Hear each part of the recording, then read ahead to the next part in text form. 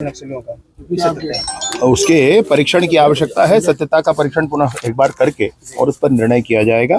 वर्तमान में दो बातें हैं। एक तो 15 अगस्त के दिनांक उसमें डला हुआ है, जिसके संदर्भ में उन्होंने कहा है कि हमने कुछ विलंब से जारी किया है। लेकिन ठीक है, अगर 15 अगस्त को ये मनोभाव बना था कि संघर्ष को विराम दिया जाना है, तो फिर शिक्षा दूतों की हत्याएं क्यों हुई, फिर आईडी ब्लास्ट क्यों हुए, यह प्रश्न होता है।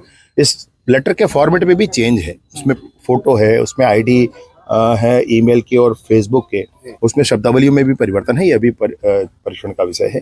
इन सारे विषयों के साथ मैं ये कहना चाहता हूँ कि ऑथेंटिसिटी इस पर लेटर की चेक करने के बाद ये देखा जाएगा कि इस पे क्या किया जाए। नक्सली डरे हुए इसलिए इस प्रकार के लेटर। देखिए, मैं बिल्कुल नहीं कहता कि कोई डर गया, कोई हार गया। ये सब शब्द, इन सब शब्दों का अर्थ नहीं है। यह है कि बस्तर के गांव-गांव तक विकास की गंगा पहुंचनी चाहिए। बस्तर के गांव के विकास के मार्ग पर बिछा आईडी दूर होना चाहिए और बस्तर के कोने कोने तक भारत का संविधान लागू होना चाहिए। इसमें सब जो भी प्रक्रिया करनी हो सब किया जाएगा। किस प्रकार की जांच किया जाएगा लेटर?